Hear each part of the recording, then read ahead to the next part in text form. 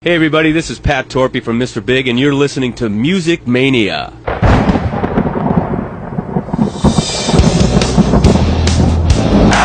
You ready for some screaming heavy metal? We rock! But the evil that men do lives on. We gonna bang your head! You are now listening to the Music Mania podcast, brought to you by CD Warehouse in Gladstone, the #1 hard rock podcast in the Midwest, featuring hard-hitting interviews with rock's living legends. And now, here's your host, Clint Switzer.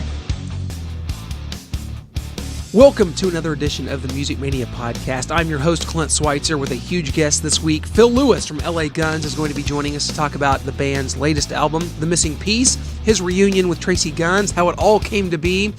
Guys, I think Phil Lewis at this point in his career, from every indication that obviously at one point there were two versions of the band LA Guns kind of going around. You had Tracii's version, which had many different singers and different players in it, and then you had Steve Riley and Phil Lewis, their version of LA Guns.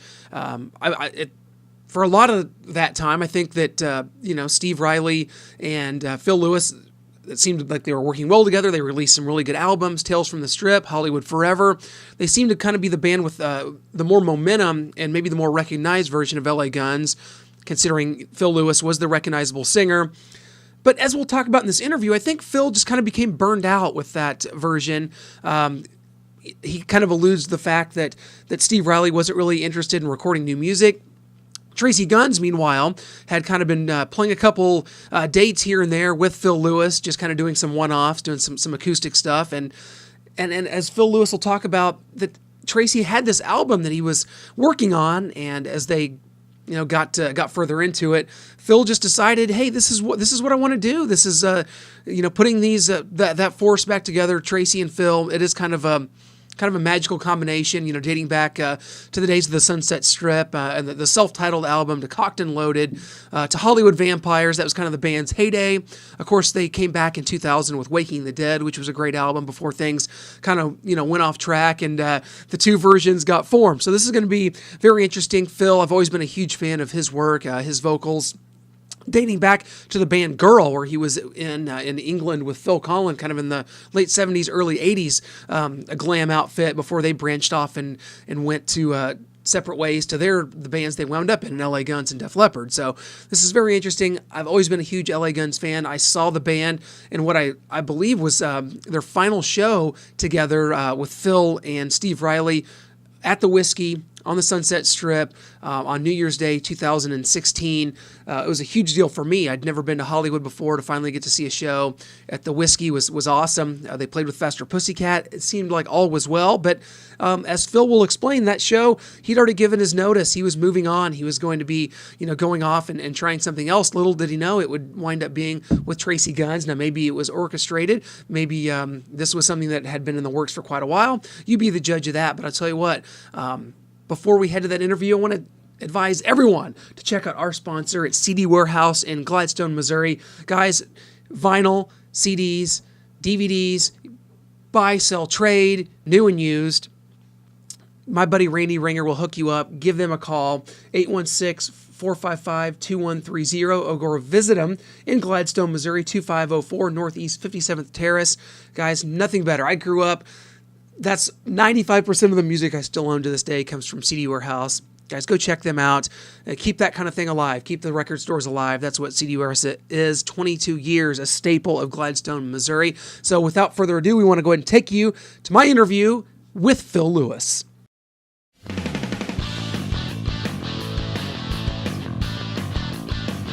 Hey, Phil, it's Clint Switzer from Music Mania. How you doing, man? I'm doing great. I'm doing just fine, thank you. How about yourself? Oh, doing wonderful. Phil, we can't thank you enough for joining us today, man. I tell you, this album, The Missing Piece, we'll get right into it. It's only been out not even a week yet. A lot of buzz, a lot of positivity. What are you guys hearing? You guys got to be really pleased with how this is going so far. Yeah, I mean, of course, it's come out, and it's we've been sitting on it for a long time. Originally it was supposed to come out June 1st. and we had a whole summer tour of the States lined up to promote it, which we ended up doing anyway and having a blast doing it. So it actually is going to work out a lot better for us releasing it in the fall. People tend to buy music. I think we're selling more than we would had it been a summer release. The feedback has been fantastic, and apart from one issue I got, it's one of those bitchy message boards, said that I sang with the worst fake English accent he thinks he's ever heard in his life. Well, that's a new one. That's a new one, Phil, considering you are English. Yeah. Well, you can, as you can tell, yeah.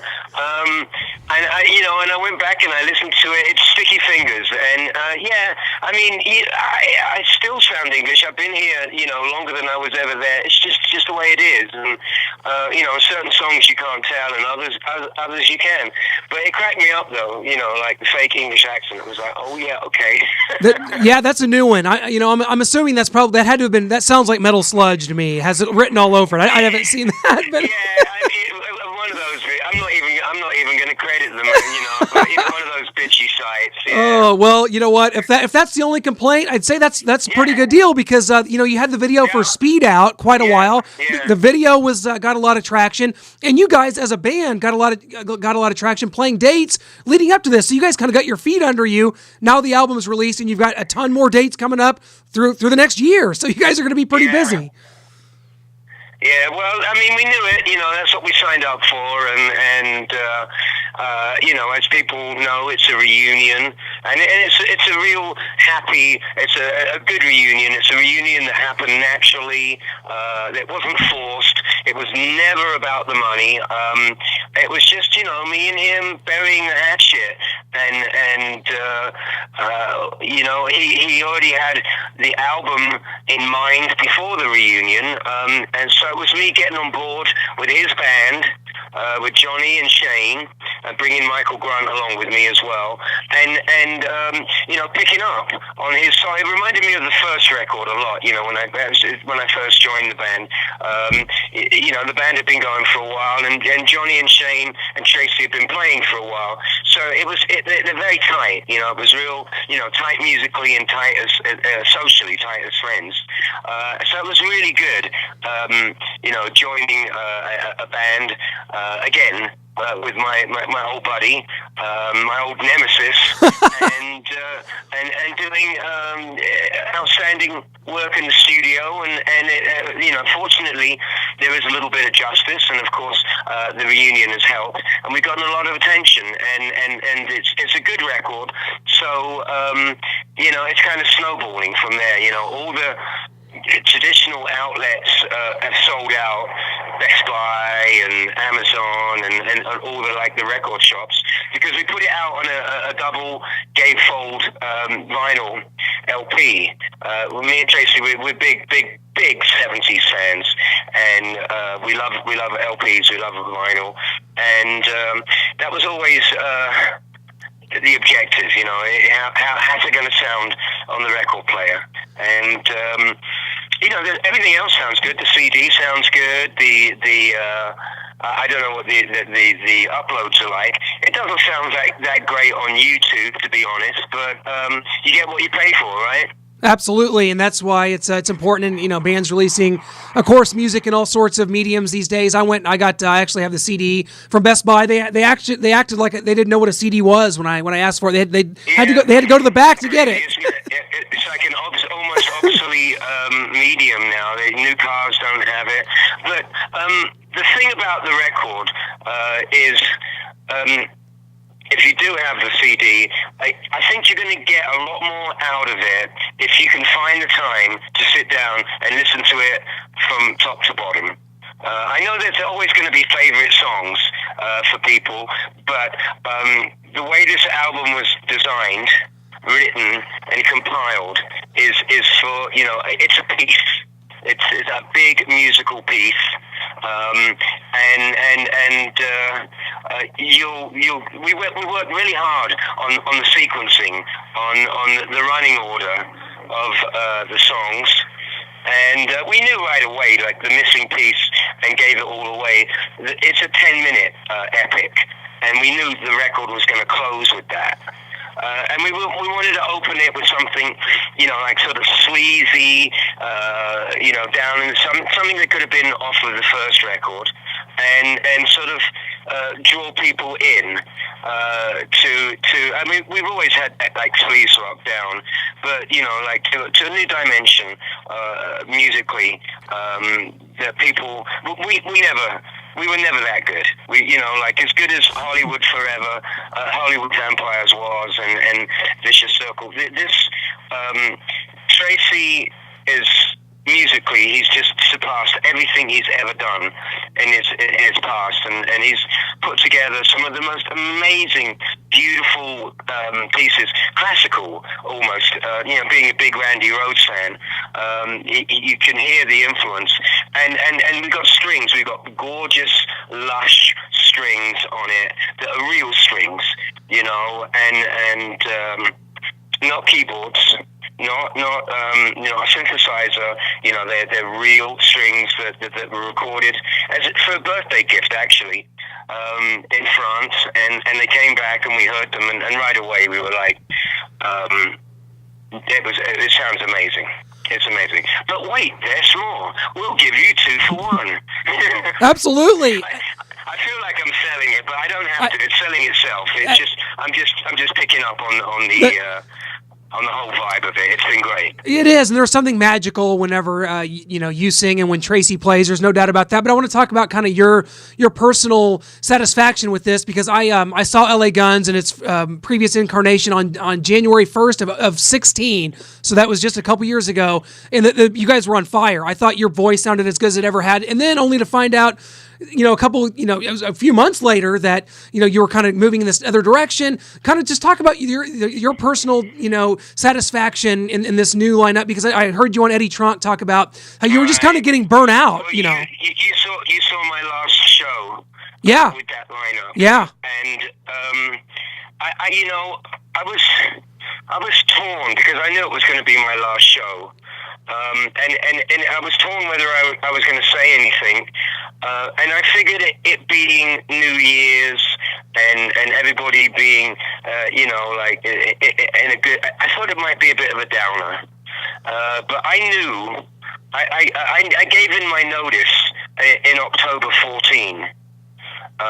With Riley and that lineup, and I was kind of disillusioned, to be honest. We put out a record 4 years prior, called Hollywood Forever, and I was really proud of it. It's a good record, and it's got some great songs on it, and being creative, being an artist, I wanted to do another one. I wanted to do a follow-up, and I thought 5 years was plenty of time between records for us to go back in the studio and do something new. But I kind of hit a wall. My old mate. I got nothing bad to say about Steve. We did hundreds, thousands of amazing shows together. We recorded some great music. There was never a question, I got pissed off or I was upset with his playing or anything. He just wasn't very enthusiastic about doing another record. Because, he did take on the role as band manager. And he was like, well, there's no money in it, and it's so much work, and we got to write songs, and I was like, and so it started to become a bit of a cash cow. We'd be doing all the festivals, we'd be playing, all the the typical places with the typical bands, and I just was not ready for that, to give up. And so, in October I said, look, I'm going to give in my year's notice. It'll be the last show that we had that was booked was that whiskey show. Yep. And I said, I'm going to be leaving from that point on. And that was even before talk of a reunion. I was going to put a solo band together, like a little 3-piece band, or just go out like solo acoustic, and just I was fine, you know. I only, like 2 or 3 gigs a month would more than cover my expenses. So I realized, that I was done with that, and it just actually ended up being a great coincidence. Tracii having the deal already lined up with Frontiers, so much of the material he had in play. He had the vision of what this record was going to be. He produced it, and he did an absolutely amazing job. And I was so happy to come over to a new situation where it was a fountain of creativity. And it's been like that since I've been back, and I'm loving it. Yeah, and the fans are too. This is a great album, guys. LAfuckingguns.com. It just sounds good rolling off the tongue. LAfuckingguns.com. That's the website to check it out. Of course, Amazon, Best Buy, and all that. You just released the video. Before we let you go, got to ask you about the videos because you had Speed out for a while, but then just last week, the Flood's the Fault of the Rain comes out, which is an interesting concept. It's kind of a graphic novel type video, which I just did not see coming. I thought it was very, very innovative. I like that video. Well, it's a lyric video. First and foremost, it's a means for people to see the lyrics, and we also did kind of a cool comic strip background. We've never did an animated video in all our history, so it suited the song well, and.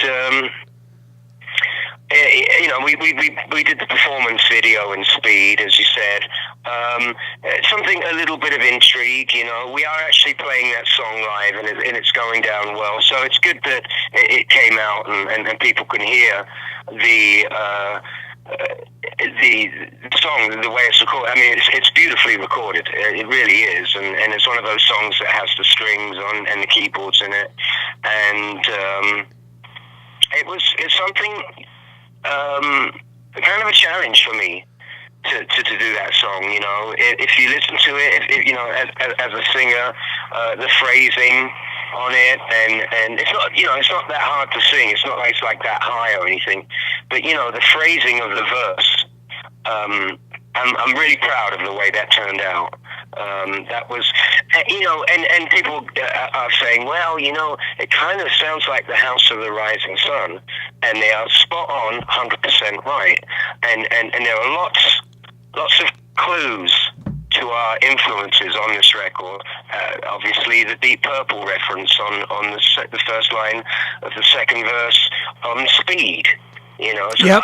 You're ripping off Deep Purple. No, we're not. We took a line from a classic song that everybody would know, and it's an homage. We're paying tribute, and the same way the jangly guitar with the rain at the beginning of Flood is a lot like the House of the Rising Sun, and we went out of our way to make sure that our influences were obvious on this record. That's right. You talked about how important the 70s were, and you can hear that all over that, whether it be just the LP itself, the music, the styling. I tell you what, Phil, we've already kept you too long, my man. I can't thank you enough. Such a huge fan. All right, it's my pleasure.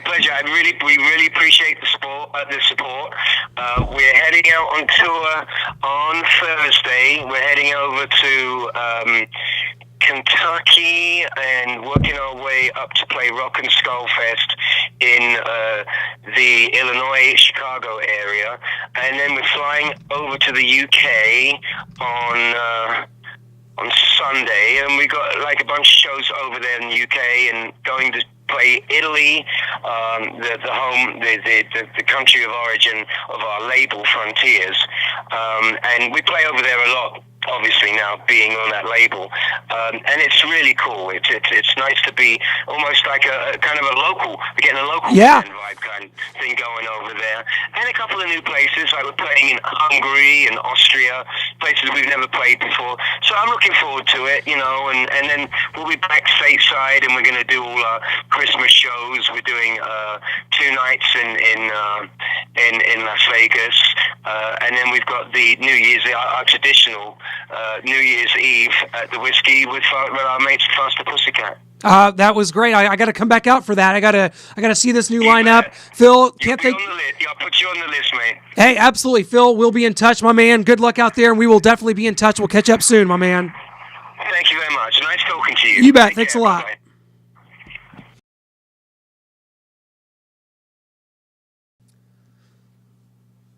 Thank you to Phil for joining us here on the Music Mania podcast. That was definitely a big one for me as a lifelong LA Guns fan. I remember really the first I ever became aware of LA Guns is I'm 33 years old. Obviously, I didn't grow up in Hollywood or in that era on the Sunset Strip, but I became aware of the band because of the song Over the Edge, which was on the Point Break soundtrack. I remember going to see that movie as a young, impressionable child at age 7, I believe, the summer of 91, which was such a huge summer for me in pop culture. You had Terminator 2 coming out, Point Break. It was really kind of my indoctrination into the kind of the world of movies and music, and I was a big fan of that Over the Edge and the album Hollywood Vampires. That was the first LA Guns album I actually owned, was Hollywood Vampires. Obviously, Cocked and Loaded, probably their critical and commercial peak.